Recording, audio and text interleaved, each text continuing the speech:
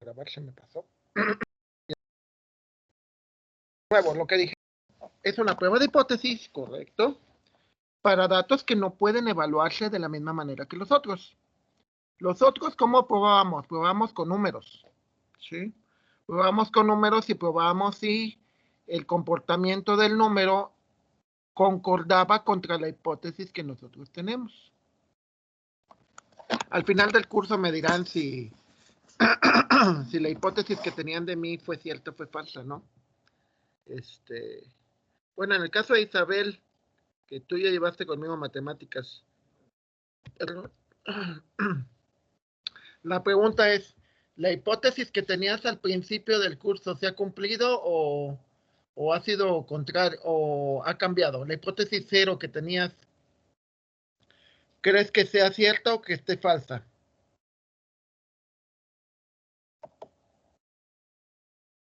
Isabel, ya se fue a desayunar. Bueno, digo porque es la única que he llevado conmigo anteriormente. Ok, entonces de nuevo, regresamos a lo que nos decíamos. Es una prueba de hipótesis para datos que no se pueden evaluar como se evalúan los numéricos. Estábamos viendo el primer método, que es el método de signos. El método de signos simplemente evalúa datos, por ejemplo, puede evaluar datos nominales. Aquí para el ejercicio, para mostrarles cómo funciona, lo que hice es cambiar el valor de la calificación, lo cambié por lo cambié por una fórmula de ¿cómo se llama? De aprobado, reprobado. La pantalla, doctor. Si el estudiante es aprobado, tiene un 1. Si el aprobante es reprobado, pues tiene un 0. Aquí no hay mayor. No está compartiendo pantalla, doctor. Ah, perdón, sí. Sí, gracias. Estoy pensando ya en otra cosa. Bueno, ok. Ya, compartiendo pantalla. Ok, entonces, les decía, aquí yo cambié los datos para que dijeras, si el muchacho pasó es un 1, si el muchacho no pasó es un 0. ¿Se acuerdan que en el ejercicio del libro es una evaluación sobre si te gustó un tipo de jugo o no te gustó el otro tipo de jugo? ¿Se acuerdan de eso?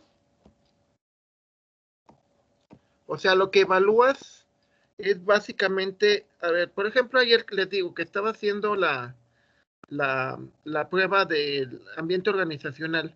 Eran por escalas de Likert. Entonces, casi todas las preguntas eran de que si está de acuerdo o no está de acuerdo. Uf. Pero muchas veces, pues hay cosas que no... Por ejemplo, una pregunta muy directa. ¿No te gustan las clases virtuales? ¿O estás de acuerdo en llevar tu carrera con clases virtuales? Lo cual implicaría que las carreras se convirtieran en virtuales completamente. Podría ser un sí o un no. Entonces podríamos aplicar pruebas de rachas, pruebas de signos. Para poderla evaluar, a mí se me hizo más fácil a la hora de pasarlo a la computadora. Lo que hice fue, hay una instrucción en Excel que se llama así. No sé, lo voy a hacer más grande.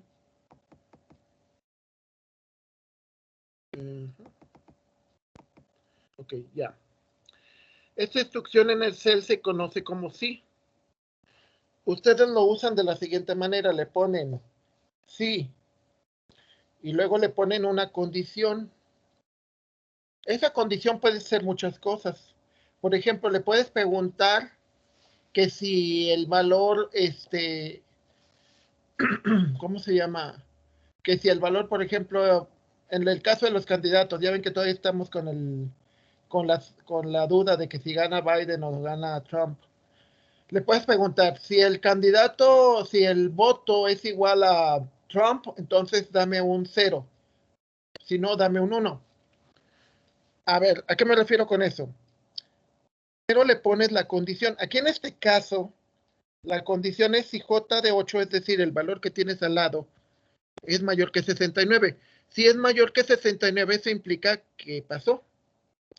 Si pasó, entonces la función sí, le pones una coma y le dices qué quieres que te regrese. Te podía regresar una cadena o te podía regresar un número o lo que tú quieras. Este es un ejemplo donde lo que te regresa es un 1, un número. Más abajo, utilizo otra función sí. Y aquí, por ejemplo, lo que te dice es que si la condición es, si el valor de CAD23 de la celda de comparación es menor o igual a 0.05, entonces tienes que ponerle el letrero muestra aleatoria. De otra manera, si eso no es cierto, lo que deberías de regresar sería muestra no aleatoria. Eso es muy interesante porque eso te permite que tú hagas una comparación, ¿sí? Y y con lo que sea, el Excel te regrese un resultado de la comparación. ¿Me esperan tantito? No me tardo.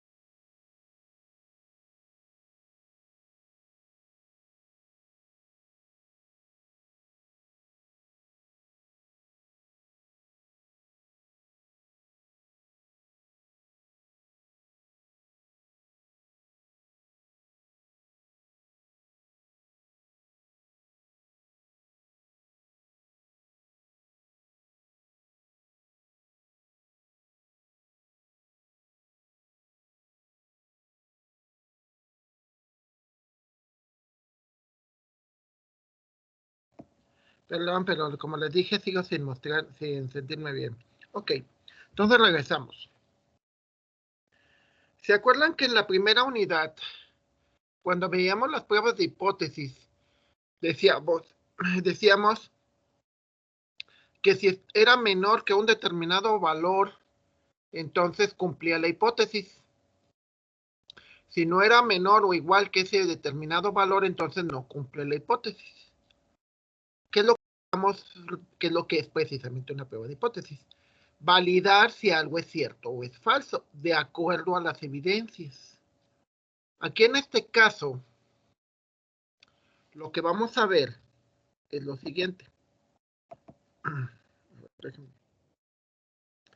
Con la prueba de signos, en lugar de poner menos y más, lo que hice para poderlo hacer computacionalmente, le dije que los signos más, o sea, que pasaron la materia, serían 1, los signos menos serían 0.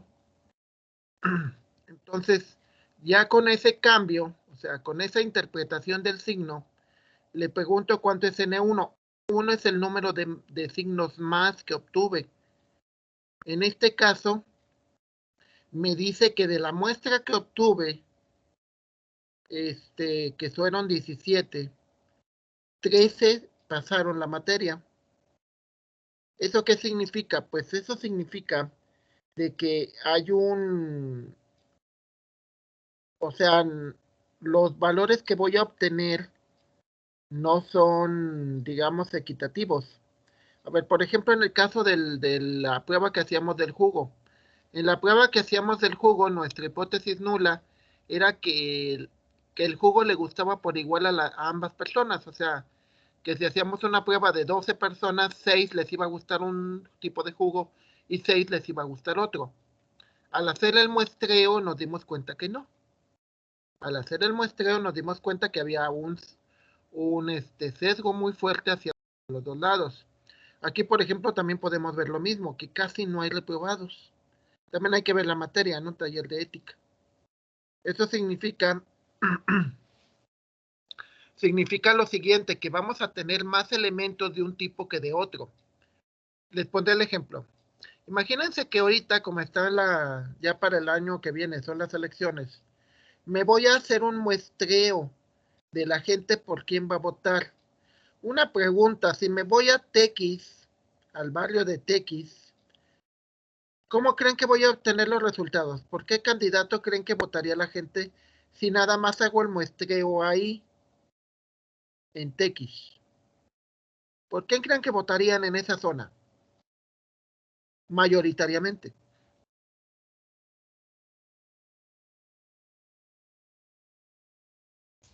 Por alguien que conozca bien la colonia. De los candidatos que hay ahorita, que es Ah, Gallardo, Nava, y no sé del Morena quién vaya a ser el candidato.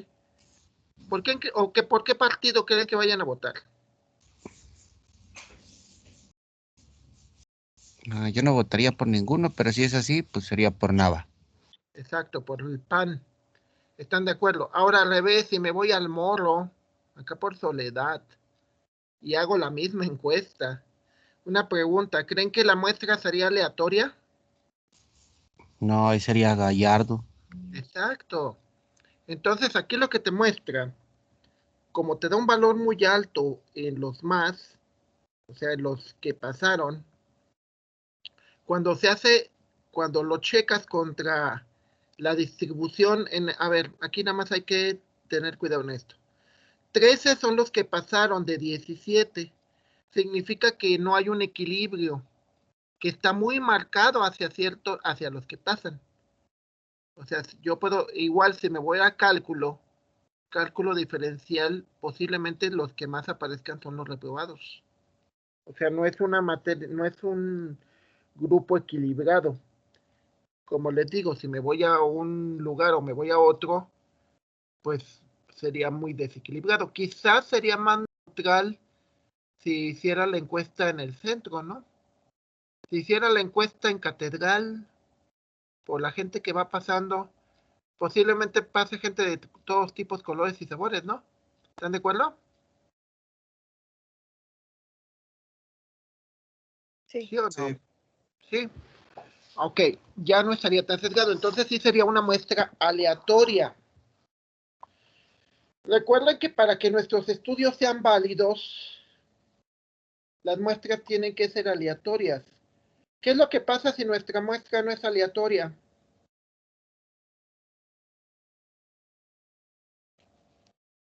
Es como, por ejemplo, me voy a Estados Unidos y y me voy a Tennessee o a alguna de esos lugares del sur. ¿Por qué creen que votaron?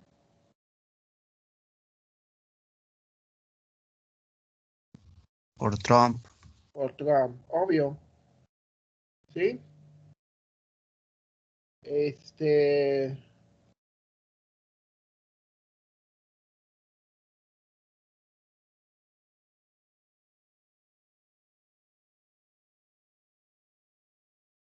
Entonces, a ver, entonces esto significa que con el valor de 13 y 17, yo lo que hago es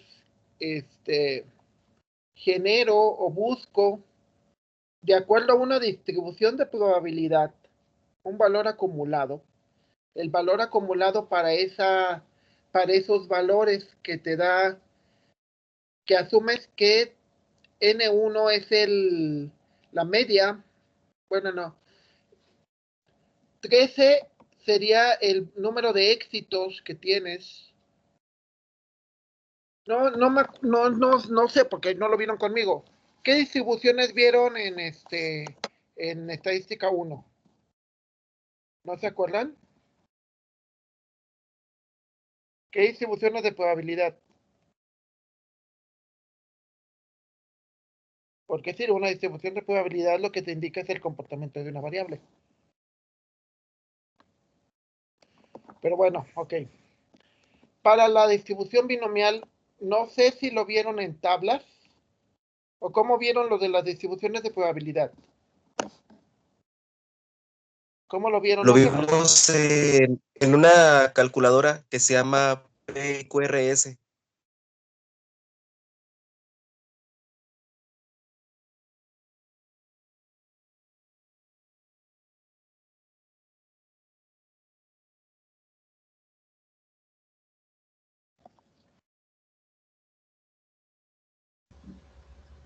Perdón. Sí, ya reconecté. Oh, ya está reconectado. Ok. Entonces, sí.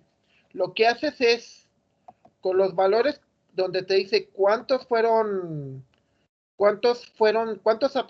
y cuánto es la población total, utiliza la distribución binomial que ya te la da Excel. Aquí utiliza la instrucción disc binom.n donde le tienes que decir cuántos valores fueron de éxito, cuánto es la población total, cuánto es el nivel de significancia y si es acumulado o no es acumulado. Aquí el valor que te da es 0.99, que es muy alto. Y lo podemos ver porque en realidad sí es cierto, la mayoría pasaron. Entonces, con ese valor, como es mayor que 0.05, entonces a la hora de la comprobación te dice que la muestra no es aleatoria. ¿Qué significa que la hipótesis nula no es cierta? Para que la hipótesis fuera aleatoria, tendríamos que tener un valor de 0.05, es decir, muy equilibrado. A ver, nada más repasando, la idea de aleatorio significa que no esté cargado ni para un lado ni para otro. Entonces, aquí podemos ver que para muestras pequeñas, aquí estamos hablando de 17, utilizamos la distribución binomial, que es la que más te conviene para ese caso. Ahora, al revés, de este otro lado, pueden ver en la hoja de cálculo que dice prueba de signos, en la carpeta de pruebas no paramétricas, esta otra muestra, que es más grande, estamos hablando de 30, también lo mismo, te compara cuántos elementos pasaron, es decir, cuántos sacaron un 1. Un 1 es que pasaste, un 0 es que no pasaste. El tamaño de la muestra es 30, pero como es una muestra más grande, no pueden utilizar la distribución binomial, sino utilizan la distribución normal. Para la distribución normal le tienes que dar la media, que se saca de esta manera, multiplicando el tamaño de la muestra por 0.5. Saca la desviación estándar, que es la raíz del valor del tamaño de la muestra por 0.25. Sacas el valor de z, que es la conversión del valor que tú tienes, que es H34, que es el valor de cuántos aprobaron menos la media sobre la desviación estándar, para que obtengas el valor de Z. Con el valor de Z, tú buscas la distribución normal que corresponde para esos valores, y también de nuevo te da un valor muy alto. ¿Qué es lo que, y te da como resultado que te dice que es una muestra no aleatoria? ¿Qué significa? Lo que significa es lo siguiente: la hipótesis nula es de que tienes, al hacer un muestreo, vas a obtener valores aleatorios de las calificaciones. Lo que te está demostrando la prueba de hipótesis es que no es cierto, de que como la mayoría de los estudiantes en esta materia, taller de ética, aprueban, entonces tus resultados no son completamente aleatorios, sino están más sesgados hacia uno de los dos lados, es decir, la mayor parte de la gente aprueba. Como les decía, si ustedes hicieran encuestas en ciertos sectores de la ciudad, por ejemplo, ¿cuáles son los sectores más gallardistas aquí en la ciudad? ¿Y cuáles serán los más conservadores? ¿Soledad? Digo, yo también vivo en Soledad, pero vivo de este lado. Pero ok, entonces en Soledad, ¿a quién apoyarían? A Gallardo. ¿Y cuáles serían los sectores donde normalmente van a apoyar al PAN?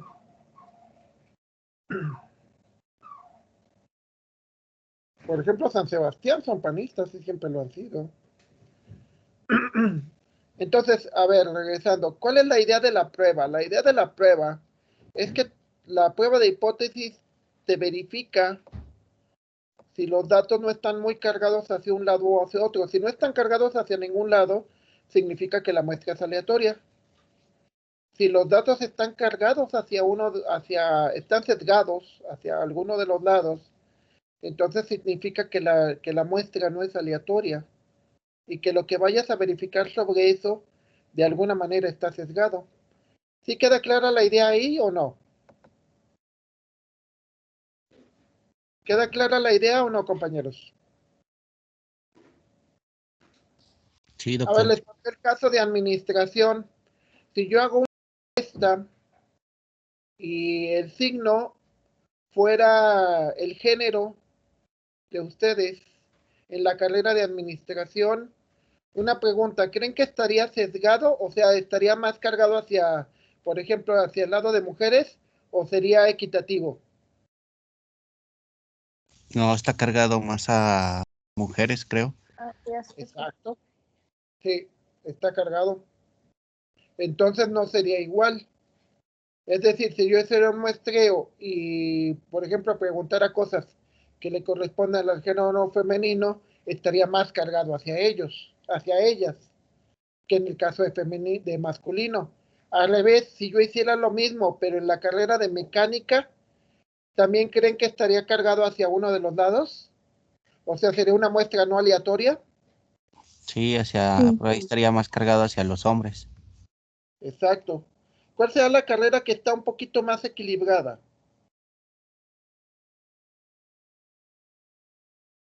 Buena pregunta.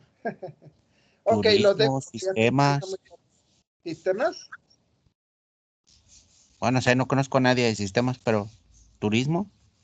No, también está muy cargado. Ok, los dejo porque ya se acabó la sesión y ya tienen que irse a su siguiente clase. ¿Alguna duda hasta aquí, compañeros?